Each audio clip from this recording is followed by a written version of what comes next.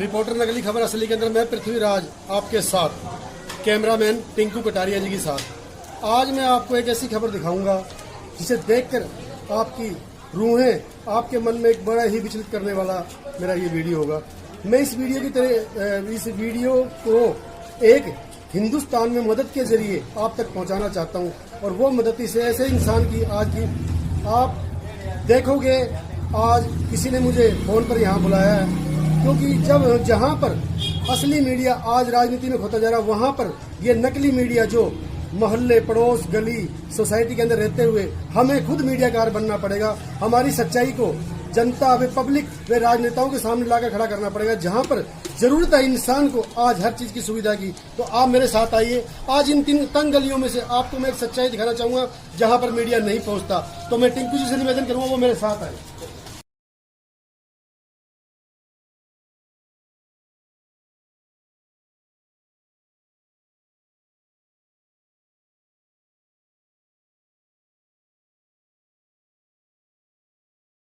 तो आपको आज दिल दहलाने वाली एक ऐसी कहानी और एक ऐसी हकीकत से रूबरू कराना चाहता हूं मैं, तो आप उसको देख करके आपके रोंगटे खड़े हो जाएंगे। और एक ऐसी सच्चाई जो आज तक किसी मीडिया ने आपके सामने और आपके पास नहीं रखी होगी, तो मैं आपको आज उन चीजों से रूबरू कराता हुआ और आपको आज वो चीज दिखाता हुआ आप देखिए उस चीज को खुद अपने हाथ से। ये देखिए, मैं आज आपके सामने एक ऐसी सच्चाई पेश करने के लिए जा रहा हूं जिसे देख देश में इतनी सोसाइटियां हैं जो मदद के नाम पर सरकार से प्रतिदिन पता नहीं कितनी सुविधाओं के नाम पर वो क्या क्या चीज लेते हैं, लेकिन जो लोग उनके लायक है, मदद के लायक है, वहां तक वो सुविधा नहीं पहुंचती। तो मैं सरकार से निवेदन करना चाहता हूं हाथ जोड़ के कि उनकी मदद की जाए। तो सच्चाई आपके सामने, रिपोर्टर नकली खबर आपके सामने, रिपोर्टर नकली खबर असली के अंदर मैं पृथ्वीराज, तो आपकी मैं आज उनको दिखाना चाहता हूं आपको। ये देखिए, ये एक घर है यहाँ पर इन तंग गलियों में से निकल के आते हुए। ये जो आप घर देख रहे हो, ये बहुत ही एक गरीब इंसान का घर है, और इसके साथ साथ एक इतनी बहुत ही बड़ी इनकी एक कहानी है और एक हकीकत है जो मैं आपको दिखाना चाहता हूं। और उसको देख करके आप सोचेंगे, अब आप सोच रहे होंगे कि मैं आपको ये चीज क्यों दिखा रहा हूं, आपको ये बातें क्यों दिखा रहा हूं। ये लड़का जो आपके सामने है, इस लड़के, ये जो लड़का है, ये अकेला लड़का नहीं, ये विकलांगता की ओर बढ़ता हुआ ये लड़का। इस लड़के के 4 भाई थे। बड़े का नाम था आकाश, उससे छोटा विक्रम और उससे छोटा गोपाल। इस माँ की आप हालत देखिए कि जिस माँ के 4 पुत्र हो, जिनमें से एक एक करके एक पुत्र की विदाई यानी कि मृत्यु काल में चले गए हों, उस माँ के दिल पर क्या गुजरती है। मैं मीडियाकार नहीं हूं, मैं पत्रकार नहीं हूं, लेकिन मेरा भी दिल ऐसे दहलता है। ऐसी खबर दिखाने का, आपको सरकार को सच्चाई बताने का दिल करता है, और सरकार भी ऐसी खबरों को देख करके आंखें मूंद कर सो जाए तो हमारे हिंदुस्तान की जनता को हम क्या कहेंगे।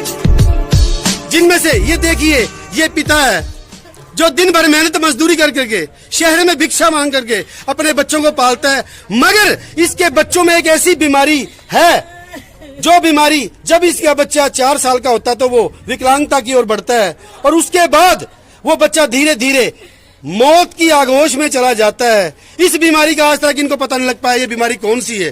तो मैं सरकार से निवेदन करूंगा, आज हमारे देश तरक्की की ओर बढ़ता हुआ, मेडिकल सुविधाओं की ओर बढ़ता हुआ, लेकिन आज इस गरीब परिवार की मदद के नाम पर कुछ नहीं है। तो मेरी बात आज इनसे रूबरू कराता हुआ, ये हमारे, क्या नाम है बहन जी आपका? गीता नाम है। क्या हुआ आपको, क्या हुआ? मेरे बच्चे चल गए, 3 खो गए, मेरे लाल चल गए। मेरे 3 बच्चों का कहीं इलाज नहीं आया। क्या हुआ आपके बच्चों को, क्या हुआ आप बताएंगे?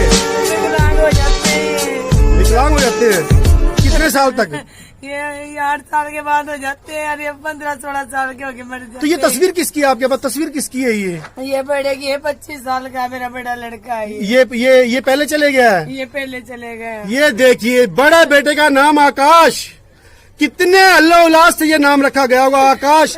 आकाश का मतलब आसमान को छूने वाला होता है, मगर आज वो भी मौत के आगोश में चले गया। दूसरा बेटा कौन सा आपका? ये गोपाल, ये सुनील। सुनील नाम का दूसरा पुत्र आकाश से छोटा, वो भी मौत के आगोश में खोता हुआ। आप देख रहे होंगे तस्वीर के जरिए कि ये लड़का है जो ये भी विकलांगता की ओर बढ़कर और आज मौत की आगोश में सो गया। और तीसरा बेटे का नाम आपका क्या है? गोपाल। ये गोपाल तीसरा बेटा, जिसका आप देख रहे हो 1/5/2022 को इसकी भी मृत्यु हो जाती है।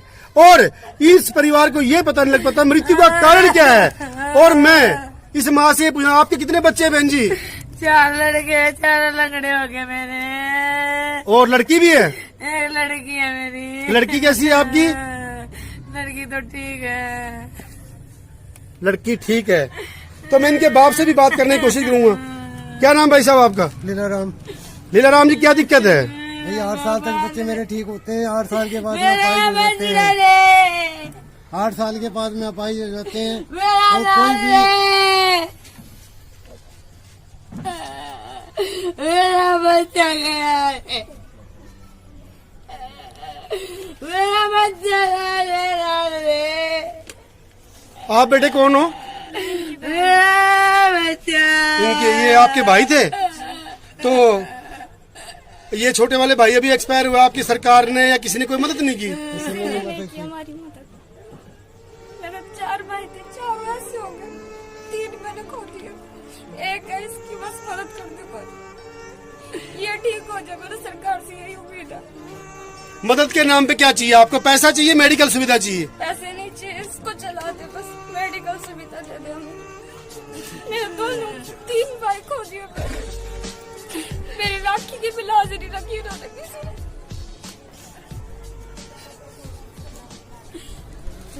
अब मैं आपको इससे ज्यादा क्या बता सकता हूँ।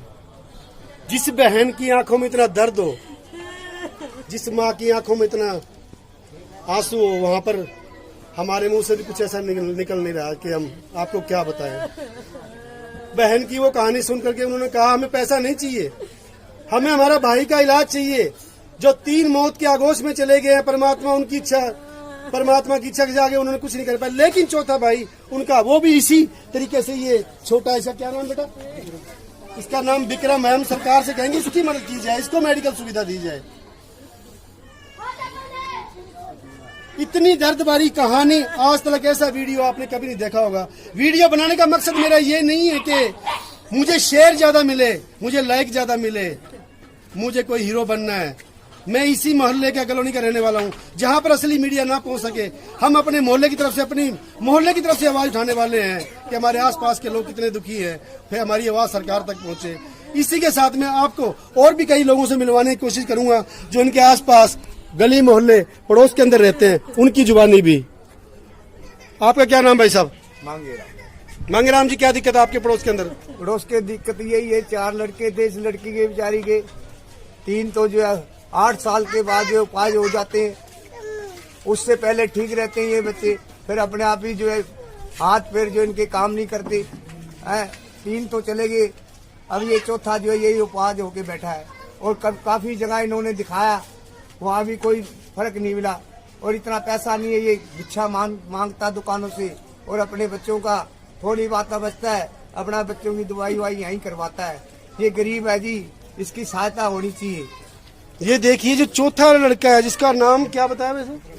विक्रम। जो तीसरा लड़का जो था अभी, गोपाल 1 तारीख को एक्सपायर हुआ है। ये यहाँ पर इन्होंने वो बिछा करके, जैसे तीर क्रिया होती है उस तरीके से अभी इनका सून छात्र चल रहा है। इसके बीच में किसी ने मुझे फोन करके बताया कि भाई साहब यहाँ पर ये दिक्कत है, आप इनकी सोशल मीडिया के द्वारा किसी का ही मदद करा सके। तो मैं और भी आपसे रूबरू पूछना चाहता हूँ, और ही मेरे दोस्त, मेरे भाई सभी यहाँ पर खड़े हैं। हाँ जी बहन जी, आप बताइए। देखिए बच्चे बेचारे बीमार हो जाते हैं 8 साल के बाद, कोई इलाज नहीं हो रहा है इनका। तो इनको एक लड़की भी है? एक लड़की है, वो तो ठीक है। ये 4 लड़के सही हो रहे हैं बेचारे। और 3 की तो डेथ होगी, ये भी एक 4 पड़ा है बेचारा, इसकी भी कोई मदद करो। सरकार से क्या चाहते हो आप? सरकार से क्या? सरकार से ये चाहते हैं हम भाई इसकी मदद हो, ये ठीक हो बच्चा। इनके पास इतने पैसे है नहीं जो ये ठीक करवा ले बच्चे को। पैसों का अभाव, आप जहाँ देखते हो पैसों का अभाव। यहाँ पर ये जो परिवार है, ये दुख की क्रिया में यहाँ पर बैठे हैं। इनके पड़ोसदारी में और भी काफी यहाँ पर लोग जो इनके बारे में जानते हैं, धीरे धीरे उन्होंने देखा है ये एक मंजर। ये कोई बड़े घर से नहीं है, बड़े घराने से नहीं है, ये गरीब बस्ती परिवार से है। इनकी आवाज कहाँ तक पहुँचती है, ये एक सोशल मीडिया का जरिया हमने ढूंढा और सरकार तक अपनी आवाज पहुँचाने की कोशिश की, ताकि इनकी सरकार सरकार के द्वारा इनकी मदद हो।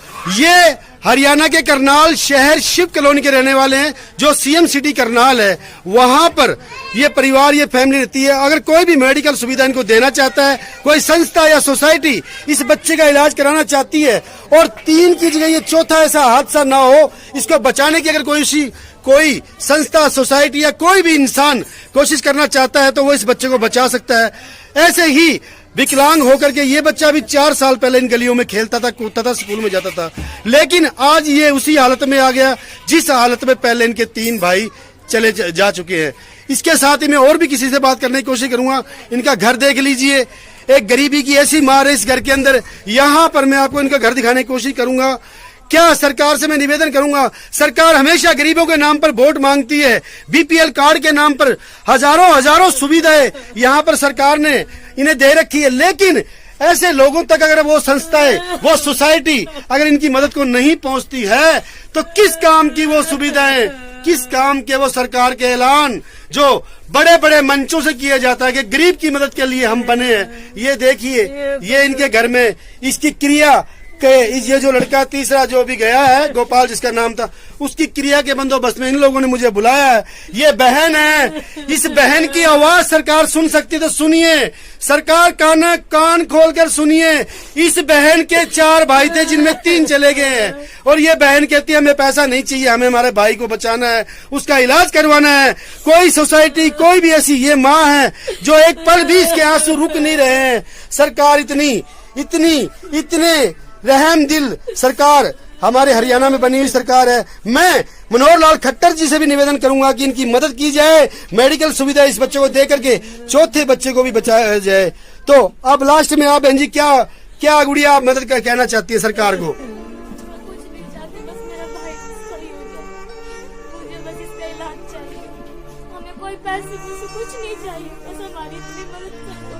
मेरे 3 भाई खोए, मेरा और कोई नहीं है इनके सिवाय, मेरा एक ही भाई है, बस इसकी राखी की राखी, मैं इनको राखी बांध 3 तो खोती, उनकी तो राखी नहीं आएगी अब कभी भी मेरी, इसकी राखी बांध दूंगी मैं जिंदगी भर, मेरा कोई नहीं साथ लगेगा। मैं सरकार से कहना चाहूंगा, इस बहन की आवाज उन कानों तक पहुंचनी चाहिए, उस सरकार तक पहुंचनी चाहिए। ये बहन अपने तीसरे भाई की क्रिया के पास, यहाँ पर जो होता है सिस्टम, वहां बैठी है और सिर्फ ये एक ही गुहार लगा रही सरकार से, हमें पैसा नहीं चाहिए, हमें हमारे भाई का इलाज चाहिए। वो इलाज सरकार करवा सकती है, मुख्यमंत्री राहत कोष से हो या प्रधानमंत्री राहत कोष से। हमेशा गरीबों का इलाज के लिए बड़े बड़े मंच से ऐलान किया जाता है, लेकिन गरीब देखे नहीं है सरकार ने। गरीबी ये होती है, ये देखिए छत इनकी कैसी है। और यहाँ पर से जिस बहन ने आज सरकार से अपील की, ये बाप है, इस बाप के दिल पर क्या गुजरती होगी जब ये इतनी बड़ी बात सुन करके एक एक बेटे को अपने कंधे पर ले जाकर अग्नि दी है इसने। ये चौथा बेटा भी आज उसी हालात के अंदर है।